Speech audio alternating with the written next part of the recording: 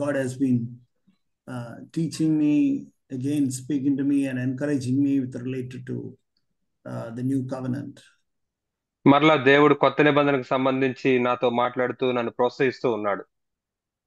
And so I would like to today, I want to emphasize and I would like to underline that about our faith in the new covenant. ఈ దినం కూడా నేను మరొకసారి మనం కొత్త నిబంధనలో కలిగి ఉండవలసిన విశ్వాసం గురించి నొక్కి చెప్పాలనుకుంటున్నాను. Otherwise, we can just have some knowledge about new covenant, but then we may not have that faith in God's word. లేకపోతే మనం కొత్త నిబంధన గురించిన తెలివితేటలు కలిగి ఉంటాం, కానీ దేవుని యొక్క మాట మీద విశ్వాసాన్ని కలిగి ఉండలేము.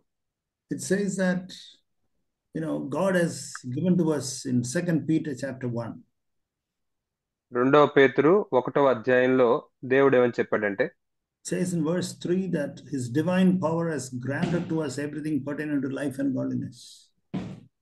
మరి దైవ భక్తికిని అలాగే జీవమునకును కావలసిన వాటినన్నిటినీ దేవుడు మనకు దయచేస్తున్నాడు అనే మాటను మనం 2వ వచనంలో చూస్తాం. So it says his divine power has given us everything which is necessary for us to live in this world and also to have godliness in our lives. మరి ఆయన యొక్క దైవ శక్తి జీవమునకు, అంటే ఈ జీవితంలోను రాబోయే జీవితంలో కూడా మనకి జీవానికి అలాగే భక్తికి కావలసిన వాటిని అన్నిటిని మనకు దయచేస్తూ ఉంది. God has his divine power has given to us. కాబట్టి ఆయన యొక్క దైవ శక్తి మనకి ఇవ్వబడింది. Then Peter is emphasizing that godliness again in the next verse.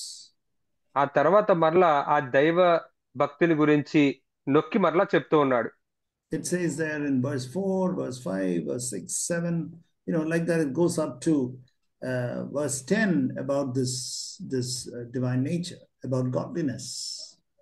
మరి ఈ యొక్క భక్తి గురించి, దైవికంగా ఉండడం గురించి, దైవ స్వభావం గురించి 4, 5, 6, 7 అలా 10 వచనాల వరకు పేతురు ఇంకా చెప్తూ వెళ్తూ ఉన్నాడు. Up to verse 11. 11వ వచనం వరకు కూడా. Yeah. So he says that about godliness and or the divine nature, it says in verse 4. 4వ వచనంలో దైవ భక్తి గురించి, దేవుని యొక్క స్వభావం గురించి చెప్తూ ఉన్నాడు. Yeah, how is that, brother? Verse 4, would you kindly read, brother? 4వ వచనం ఒకసారి చదువుకుందాం. ఆ మహిమ గుణాతిశయములను బట్టి ఆయన మనకు అమూల్యములను అత్యధికములైన వాగ్దానములను అనుగ్రహించి ఉన్నాడు. దురాశను అనుసరించడం వలన లోకమందున్న భ్రష్టత్వమును ఈ వాగ్దానం మూలముగా మీరు తప్పించుకుని దేవ స్వభావం నందు పాలువారగినట్లు వాటిని అనుగ్రహించను. Yeah, Deva Swabhavam, divine nature. It is through these promises that we partake of the divine nature, it says. మరి ఈ వాగ్దానముల మూలముగా మనం దేవ స్వభావం నందు పాలువారం అవ్వగలము అని అది చెప్తూ ఉంది. All these promises are as a part and parcel of new covenant. ఈ యొక్క వాగ్దానములన్నీ కూడా ఈ క్రొత్త నిబంధనలో ఇమిడి ఉన్నాయి. It is not that as in the old covenant you should do this, you should do this, you should do this. ఏదో పాత నిబంధనలో ఉన్నట్లుగా నువ్వు ఇది చెయ్యాలి, నువ్వు ఇది చెయ్యాలి, నువ్వు ఇది చెయ్యాలి అన్నట్లు కాదు. And if you do these things, there shall be great blessings, Deuteronomy 28. And if you do not do these things, great curses will be there. మీరు ఇది గనక చేస్తే మీకు గొప్ప దీవెనలు వస్తాయి, మీరు ఇది గనక చేయకపోతే మీకు చాలా శాపాలు, గొప్ప గొప్ప శాపాలు వస్తాయని ద్వితీయోపదేశకాండం 28వ అధ్యాయంలో చెప్పినట్లు కాదు. But new covenant is entirely different, where the Father is telling that I will do it. అయితే క్రొత్త నిబంధన పూర్తిగా వేరైంది. ఇక్కడ తండ్రి ఏం చెప్తున్నాడంటే నేను చేస్తాను అంటున్నాడు. I will do it. నేను చేస్తాను. How will you do it? ఆయన ఎలా చేస్తాడది? Through the promises, divine, precious and magnificent promises, it says. ఆ అమూల్యములను అత్యధికములైన వాగ్దానముల ద్వారా. Through those such promises we will get his nature. ఆ వాగ్దానముల ద్వారా మనం ఆయన స్వభావాన్ని పొందుకుంటాం. godly nature, and that is becoming like Jesus. దేవ స్వభావము అంటే మనం యేసే వలె మారుతూ ఉండడం. And another similar verse is there in Philippians chapter 2, ఇలాంటి వచనమే ఫిలిప్పీయుల రాసిన పత్రిక 2వ అధ్యాయంలో కూడా ఉంది. verse 13. 13వ వచనం. Yeah, it says that it is God, again, it is God who is at work in you both to will and to work his good pleasure. ఇక్కడ మనం చూసినట్లయితే మీరు ఇచ్చయించుటకును అంటే కోరుకోవడానికి, కార్యసిద్ధి కలుగు చేసుకొనుటకును అంటే అది చెయ్యడానికి, తన దయా సంకల్పము నెరవేరుటకై మీలో ఆ కార్యాన్ని చేసేవాడు, కార్యసిద్ధి కలుగు చేయవాడు దేవుడే. It is God who is at work in you, brother, sister. It is God who is at work with you. కాబట్టి సహోదరి సహోదరులారా, మీలో ఆ కార్యం చేస్తున్నది దేవుడే. దేవుడే కార్యం చేస్తున్నాడు. Both to will and to work his good pleasure. మనం కోరుకోవడానికి, ఆశపడడానికి, అలాగే ఆయనకి సంతోషం కలిగించే విధంగా మనం చేయడానికి కూడా ఆయనే చేస్తున్నాడు. That means the decision to obey the Lord and the obedience to the Lord, both are being done by God. అంటే దేవునికి విధేయత చూపించాలనే నిర్ణయము, అలాగే దేవునికి విధేయత చూపించడం రెండూ కూడా ప్రభువుని బట్టే జరుగుతున్నాయి. Yeah. Before I show you some promises, I want you to see 2 Corinthians chapter 1. కొన్ని వాగ్దానాలని నేను మీకు చూపించక ముందు కొన్ని మాటలు మీకు చూపించాలనుకుంటున్నాను. 2 కొరింథీయులకు 1వ అధ్యాయం. Whenever you see a promise in the new covenant, క్రొత్త నిబంధనలో మీరు ఎప్పుడైనా ఒక వాగ్దానాన్ని చూసినప్పుడు, any promise in the new covenant, క్రొత్త నిబంధనలో ఏ వాగ్దానమైనా సరే, when you read God's word, when you hear God's word, మీరు దేవుని యొక్క వాక్యాన్ని వింటున్నప్పుడు, దేవుని యొక్క వాక్యాన్ని చదివినప్పుడు, you hear some promises, మీరు కొన్ని వాగ్దానాలను వింటూ ఉంటారు. and you know what the Holy Spirit tells you?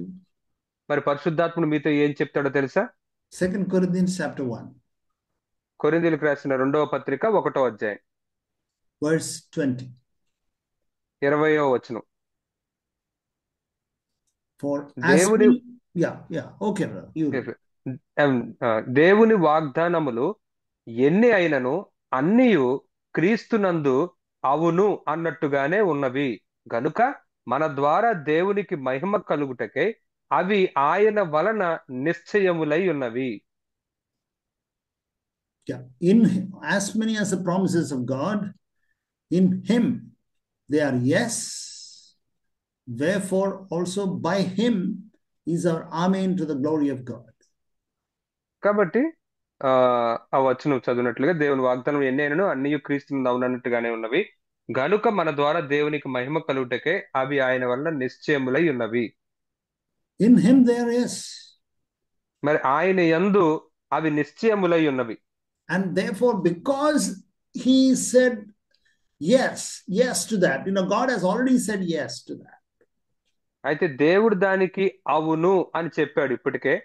Any promise you take, ఏ వాగ్దానం అయినా మీరు తీసుకోండి. think of a promise that you will not be tempted beyond your ability. ఒక వాగ్దానం గురించి ఆలోచించండి. మీ యొక్క సామర్థ్యానికి మించి, మీ శక్తికి మించి మీరు శోధించబడరని ఉంది. And in every temptation he will make a way out. ప్రతి శోధనలో తప్పించుకునే మార్గాన్ని ఆయన కలుగజేస్తాడు. And then we can say, Lord, it is yes. It is yes in you. It says in verse 20.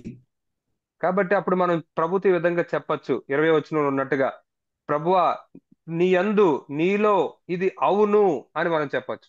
In him they are yes. క్రీస్తునందు, ఆయన యందు అవును. The Lord will lead you. ప్రభు మిమ్మల్ని అలా నడిపిస్తాడు. And or take another promise that sin will not rule over you.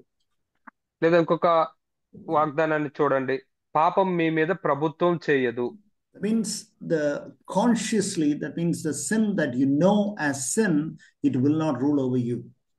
అంటే దాని అర్థం, మీకు తెలిసిన పాపం ఏదైతే ఉందో ఆ పాపం మీ మీద ప్రభుత్వం చేయదు. It will not, you will not be under that. మీరు దాని కింద ఉండరు. You will not be a slave to that sin. ఆ పాపానికి మీరు బానిసగా ఉండరు. So when you see any promise in the New Testament, in the new covenant, whenever you see any promise, కాబట్టి క్రొత్త నిబంధనలో మీరు ఎప్పుడైనా సరే ఏ వాగ్దానాన్నైనా మీరు చూచినప్పుడు then you should say, Lord, it is yes. అప్పుడు మీరు చెప్పాలి, ప్రభువా అది అవును.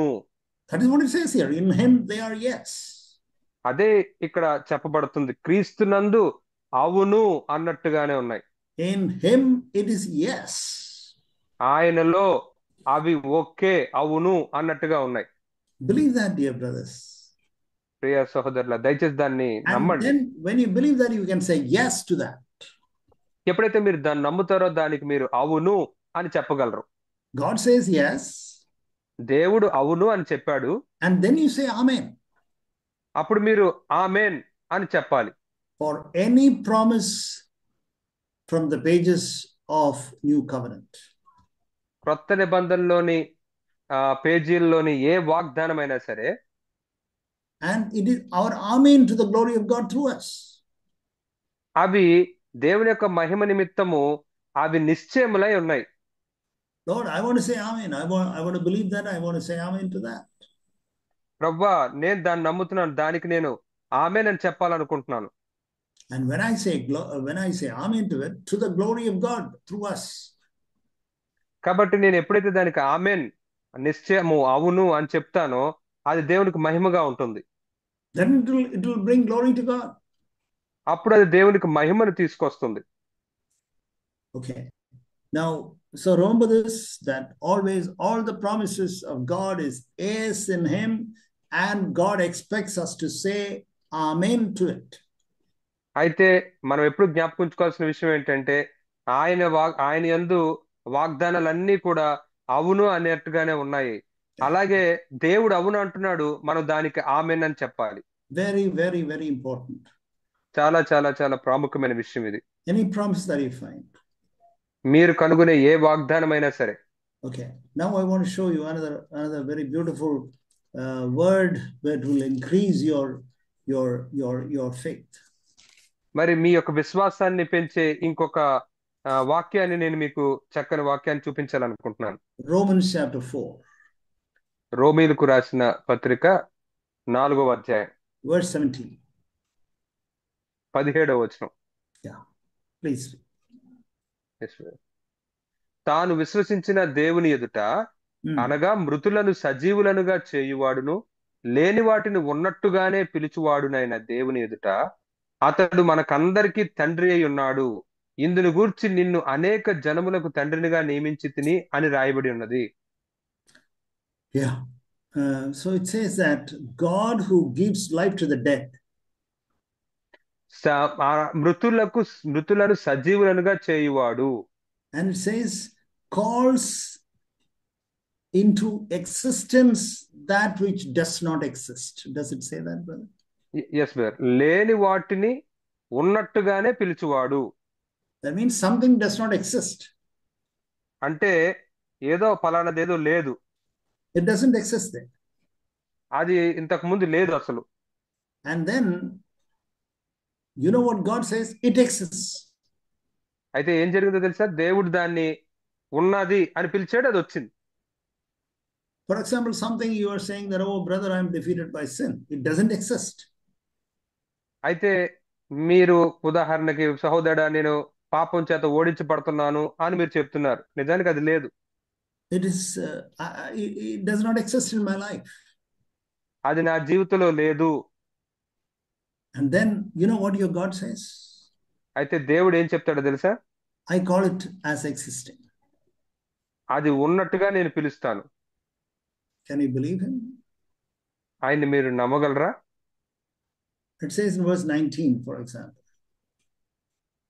19వ వచనంలో, without becoming weak in faith, he contemplated his own body. అతడు విశ్వాసమందు బలహీనుడు కాక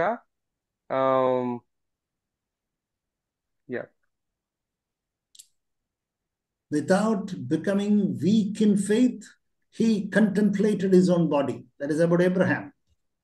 Yes, brother. మరియు అతడు విశ్వాసం బలీనుడు కాక Mm. It was mixed brother I think somewhere. రమారమి 100 ఏండ్ల వయసు గలవాడి ఉండి అప్పటికి తన శరీరం మృతతుల్యమైనట్టును శారా గర్భము మృతతుల్యమైనట్టు ఆలోచించెను. Yes brother. Yeah.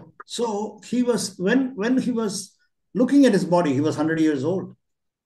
మరి తన యొక్క శరీరాన్ని తను చూసుకున్నప్పుడు And అతనికి Sarah, 100 సంవత్సరాలు, and Sarah was 90 years. శారాకేమో 90 సంవత్సరాలు. It says he was 100 years old and the deadness of Sarah's womb. మరి అక్కడ చెప్పబడుతుంది ఆయనకేమో 100 సంవత్సరాల వయసు, శారా యొక్క గర్భమేమో మృతతుల్యమైనట్టుగా ఉంది. And therefore, but it was an impossible situation. అది అసాధ్యమైన పరిస్థితి లాగా ఉంది. It was an impossible situation, but he did not look at those impossible situations and lose faith in God. No. అవి చాలా అసాధ్యమైన పరిస్థితులు. అయితే ఆ అసాధ్యమైన పరిస్థితుల్ని చూస్తూ దేవుని యందు తనకున్న విశ్వాసాన్ని తను విడిచిపెట్టలేదు. He did not lose his faith because he looked, oh, this is an impossible situation, impossible situation. He didn't keep on saying, but he had faith. He continued to have faith. మరి ఆ అసాధ్యమైన పరిస్థితిని చూసి ఇది అసాధ్యము ఇది అసాధ్యము అని చెప్పలేదు, కానీ విశ్వాసంలో మాత్రం నిలిచి ఉండి కొనసాగుతూ ఉన్నాడు. And then what did he do? It says in verse 20. ఆ తర్వాత అతను ఏం చేశాడని ఇక్కడ చెప్పబడింది 20వ వచనంలో. With respect to the promise of God, he did not waver, but grew strong in faith, giving glory to God. ఆ అవిశ్వాసం వలన దేవుని వాగ్దానం గురించి సందేహింపక దేవుని మహింపరిచి ఆయన వాగ్దానం చేసిన నెరవేర్చడానికి సమర్థుడని రూఢిగా విశ్వసించి విశ్వాసం వలన బలము నొందెను. He gave glory to God. Lord, you have said, Lord, you have given me a promise. Lord, you have said that, and therefore you will do it. కాబట్టి తను దేవుని మహింపరుస్తూ ఉన్నాడు. ప్రభువా నువ్వు ఇది చెప్పావు, నువ్వు వాగ్దానం చేస్తావు, నువ్వు ఇది చేస్తావు అని మహింపరిచాడు. And he kept on saying that. అది అలా చెప్తూనే ఉన్నాడు. And then is also, it says in verse 21. ఇంకా 21వ వచనంలో ఏం చెప్తుందంటే, being fully assured of what God had promised, he was able to perform it. ఆయన వాగ్దానం చేసిన దాన్ని నెరవేర్చుటకు సమర్థుడని రూఢిగా విశ్వసించి, he believed that he is able to perform. Lord, you are able to perform it. ప్రభువా నువ్వు అది చేయుటకు సమర్థుడువు అనే దాన్ని అబ్రహాం నమ్మాడు. I don't want to look at my body, I don't want to look at the body of Sarah, and I don't want to lose faith, but I want to look at your promise. Your word has said that, and therefore I believe that. నేను నా శరీరాన్ని చూడటం లేదు, శారా శరీరం చూడట్లేదు, ఈ అసాధ్యమైన పరిస్థితి చూడట్లేదు, కానీ నువ్వు నీ యొక్క మాటని నేను చూస్తూ ఉన్నాను, నీ వాగ్దానాన్ని నేను నమ్ముతూ ఉన్నాను. I don't want to say it is going to be like that, it is bad. He was not concentrating on that, Lord, but he was concentrating on God's word, God's promise. అయితే తను ఇది ఎలా ఉండబోతుంది అలా ఉండబోతుంది అని చెడు మీద దృష్టి పెట్టకుండా దేవుని యొక్క వాగ్దానం మీద మాత్రం దృష్టి పెడుతూనే ఉన్నాడు. There may be in your family. Now I want to show you some promises in God's word. మరి ఇప్పుడు దేవుని యొక్క వాక్యంలో నుంచి కొన్ని వాగ్దానాలు మీకు చూపించాలనుకుంటున్నాను. In the book of Malachi, for example. ఉదాహరణకి మలాకి పుస్తకంలో నుంచి, Malachi last chapter, last verse. మలాకి 4వ అధ్యాయం చివరి వచనం, చివరి అధ్యాయం చివరి వచనం. Malachi, it says in the book of Malachi chapter 4, that is the last chapter and the last verse. Never forget it. కాబట్టి మలాకి పుస్తకం చివరి అధ్యాయం చివరి వచనాన్ని ఎన్నడూ మర్చిపోవద్దు. That is a promise in the new covenant. అది క్రొత్త నిబంధనలోని వాగ్దానం. That is a promise in the new covenant. అది కొత్త నిబంధనలోని వాగ్దానం. Maybe some of you are having problem with your parents or maybe some parents are having problem with the children. మీలో కొంతమందికి తల్లిదండ్రులతో సమస్య ఉండుండొచ్చు, లేదా మీలో కొంతమందికి పిల్లలతో సమస్య ఉండుండొచ్చు తల్లిదండ్రులుగా. But you know what it says here? కానీ ఇక్కడ ఏం చెప్తుందో తెలుసా? Verse 6. 6వ వచనం.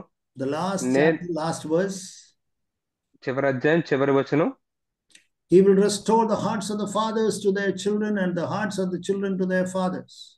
అతడు తండ్రుల హృదయములను పిల్లల తట్టును, పిల్లల హృదయములను తండ్రుల తట్టును తిప్పును. That is the reason why we give such a lot of importance to families in the church. అందుచేతే సంఘంలో కుటుంబాలకి అంత ఎక్కువ ప్రాధాన్యతను మేము ఇస్తూ ఉంటాం. That is very important that we that we build up our families. కాబట్టి అది ఎంతో ఎంతో ప్రాముఖ్యమైన విషయం, మన యొక్క కుటుంబాలను కట్టుకోవడం అనేది. Spend time with your own wife, నీ సొంత భార్యతో నువ్వు సమయాన్ని గడుపుతూ ఉండు. and then to spend time with your own children, నీ యొక్క పిల్లలతో, నీ సొంత పిల్లలతో నువ్వు సమయం గడుపుతూ ఉండు. and then you have to build up the family. ఆ విధంగా కుటుంబాన్ని నువ్వు కట్టుకుంటూ ఉండాలి. That's a promise, dear brother, dear sister, whoever is listening to me. If you've got a problem with your father, కాబట్టి ప్రియ సహోదరి సహోదరులు ఎవరైతే మీరు నా మాట వింటూ ఉన్నారో, ఒకవేళ మీ తండ్రితో మీకు గనక సమస్య ఉంటే, are you going to quote this to God? మీరు దేవునికి ఇది ప్రస్తావిస్తారా? Lord, you have said that in the end times, in the new covenant, you will restore that. ప్రభువా, ఈ యొక్క అంత్య దినాల్లో నువ్వు చెప్పావు, నువ్వు దాన్ని మరలా తిరిగి కడతాను ఈ సంబంధాలనని. Lord, you will restore my father's heart to you and to me. నా యొక్క తండ్రి హృదయాన్ని నీ వైపు మరియు నా వైపు తిప్పుతానని నువ్వు వాగ్దానం చేసావు. Or on the other hand, you may be a father having a problem with your son or a daughter. లేదా మరొక విధంగా చూస్తే నువ్వు తండ్రి అయ్యుండి నీ యొక్క కుమారుడితోనో కుమార్తెతోనో నీకు సమస్య ఉందనుకో. Will you quote this verse back to God and say, Lord, you have said that in the new covenant you shall restore my daughter, my son to me, to you and to me. మరి మీరు ఈ యొక్క వచనాన్ని ఎత్తి, ప్రభువా నీవు ఈ క్రొత్త నిబంధనలో నా యొక్క కుమారుడిని లేదా కుమార్తెని నీ వైపు నా వైపు తిప్పుతానని వాగ్దానం చేసావు కదా. Lord, it is a divine promise which you have given to us. తండ్రి, నీవు ఇది మాకిచ్చిన ఒక దైవికమైన వాగ్దానం. Lord, your spirit shall turn the hearts of fathers to children and children's heart to the fathers. That's a promise which is given here, Lord. తండ్రి, ప్రభువా నీ యొక్క ఆత్మ తండ్రుల హృదయాన్ని పిల్లల తట్టు, పిల్లల హృదయాన్ని తండ్రుల తట్టు తిప్పుతాను అని చెప్పి ఇక్కడ నువ్వు వాగ్దానం చేసావు. And it is yes in you. మరియు నీలో, నీ యందు అవి అవును.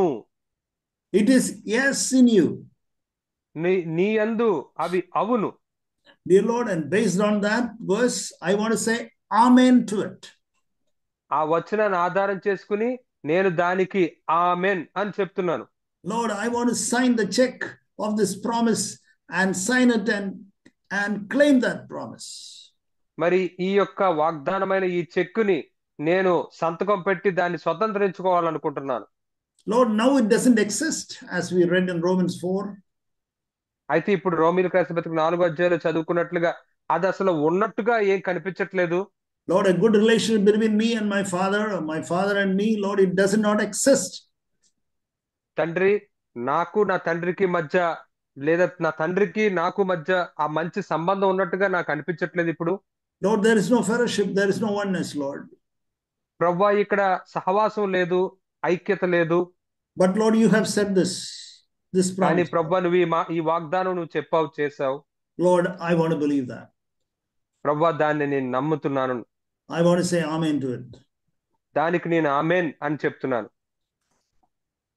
And all that happens in our lives, Romans chapter 8, we have heard it many times. మనం అనేక సార్లు ఈ వాగ్దానాన్ని విన్నాం. రోమీయులకు రాసిన పత్రిక 8వ అధ్యాయంలోది. But I'm not worried about repeating something. అయితే మరలా కొన్నిటిని చెప్పడానికి నేను ఏమాత్రం చింతించట్లేదు. It is very important that we are reminded. మనం మరలా జ్ఞాపకం చేయబడడం అనేది ఎంతో ప్రాముఖ్యమైన విషయం.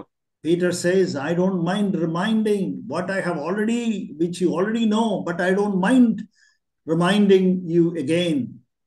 మీకు ఇప్పటికే తెలిసి ఉన్న విషయాల్ని మరలా మీకు రాయుటకు, మీకు జ్ఞాపకం చేయుటకు నేను ఏమాత్రం సంకోచించటం లేదు అని పేతురు చెప్తూ ఉన్నాడు. So it says in Romans chapter 8 verse 28. కాబట్టి రోమీయులకు రాసిన పత్రిక 8వ అధ్యాయం 28వ వచనంలో ఏమని చెప్తుందంటే, that God will cause all things to work together for your very best. సమస్తము నీకు మేలు కలుగునట్లు అన్నిటినీ దేవుడు సమకూడి జరిగిస్తాడు మేలుకి. Lord, you will cause all things to work together for my very best. ప్రభువా, సమస్తమును నీవు నాకు మేలు కలుగునట్లుగా సమకూడి నువ్వు జరిగిస్తావు. What is that all things for my very best? మరి నాకు మేలు కలుగునట్లుగా జరిగే ఆ సమస్తం ఏంటి? That we may become one of the brothers of Jesus Christ, verse 29. మనం యేసుక్రీస్తు యొక్క సహోదరులలో ఒకరుగా అవ్వడం అనేది ఒకటి 29వ వచనంలో మనం చూడొచ్చు. Verse 29 says, He is the firstborn. 29వ వచనం ఏం చెప్తుందంటే అతను మొదట పుట్టిన జ్యేష్ఠ కుమారుడు. Jesus Christ is your elder brother, beloved brothers and sisters. ప్రియ సహోదరి సహోదరులారా, యేసుక్రీస్తు మీ అన్నయ్య. And then it says, we are all the brothers of Jesus Christ. ఆ తర్వాత మనందరం యేసుక్రీస్తు యొక్క సహోదరులము అని చెప్తూ ఉంది. If you are repented, మీరు మారు మనసు పొందినట్లయితే, if you have got a good conscience before God and before men, దేవుని ఎదుట మనుషుల ఎదుట మీరు మంచి మనస్సాక్షి గనక కలిగి ఉంటే, and you have repented, మీరు పశ్చాత్తాపడి మారు మనసు పొందుంటే, and then you are walking according to the understanding that you have, మీకున్న గ్రహింపును బట్టి మీరు నడుస్తూ ఉంటే, you are not perfect. మీరేం పరిపూర్ణులు కాదు. I know that I am the least perfect person. నాకు తెలుసు, నేను పరిపూర్ణుల్లో చాలా అల్పుణ్ణి అనే విషయం నాకు తెలుసు. I am not perfect. నేనైతే పరిపూర్ణుడు కాదు. And all of us will be able to say, మనందరం కూడా ఆ విధంగా చెప్పగలము. none of us are perfect. మనలో ఎవరము పరిపూర్ణం కాదు. But are we perfect to the understanding that we have? కానీ మనకి ఉన్న గ్రహింపు మేరకు మనం పరిపూర్ణులంగా ఉండగలుగుతున్నామా? As you grow, God will give you light on various other imperfections in your life. మీరు ఎదుగుతూ ఉండే కొలది మీ జీవితాల్లో ఇంకా ఇతర విషయాల్లో ఎక్కడైతే పరిపూర్ణత లేదో వాటి మీద దేవుడు మీకు వెలుగునిస్తాడు. So, beloved brother, beloved sister, కాబట్టి ప్రియ సహోదరి సహోదరుడా, if you are like this, as I said now, ఇప్పుడు నేను చెప్పినట్లుగా గనక మీరు ఉండుంటే, God will cause all things for your very best. దేవుడు మీ జీవితంలో జరిగే సమస్తమును కూడా మీ మేలుకే జరిగేటట్లు చేస్తాడు. God will cause all things for your very best. దేవుడు సమస్తమును నీ మేలుకు జరిగేటట్లు చేస్తాడు. In the book of, I want to show you a couple of verses before ఇంకా I కొన్ని close. వచనాలు మీకు చూపించాలనుకుంటున్నాను ముగించక ముందు. Chapter 32, Jeremiah chapter 32.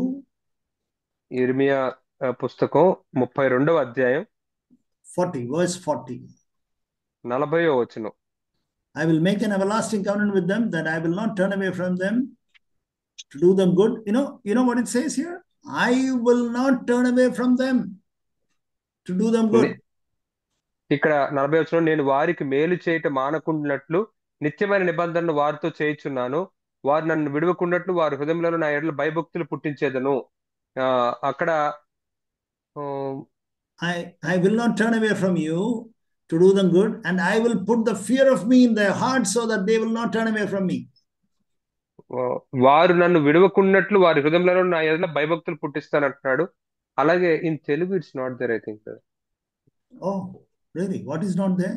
Maybe in the next like verse. I will not turn away from them. I will not turn away from them. Oh, is it that part? Okay, what about the second part? I will put the fear of me in their hearts. Yeah, that is there. Okay, that's enough. That's fair enough. And Yes, I will sir. make an everlasting covenant with them. Maybe it is there, brother. It may be in the previous verse or something. Yeah, yes, sir. నేను వారికి మేలు చేయటం మానకుంటున్నట్లు. Yeah, yes, sir. In Telugu yeah, it's there. నేను వారికి మేలు చేయట మానకున్నట్లు. Like I will not cease from doing good to them. Correct. I Yeah, will not it's there. cease. That means I will not stop doing good to them. That means Yes. I will not turn away from doing good to them. Yeah, that's the same thing. Yes, yes, yes. And then it says, I will put the fear of me. I will put the fear of God into their heart. మరియు వారు నన్ను విడవకున్నట్లు వారి హృదయములలో నా ఎడల భయభక్తులు నేను పుట్టిస్తాను అంటున్నాడు. And that is the promise that we have. కాబట్టి మనం కలిగి ఉన్న వాగ్దానం ఇది. That is the promise that we have, beloved brothers, beloved sisters. ప్రియ సహోదరి సహోదరులారా, ఆ వాగ్దానాన్ని మనం కలిగి ఉన్నాం. And Ezekiel we can read 36.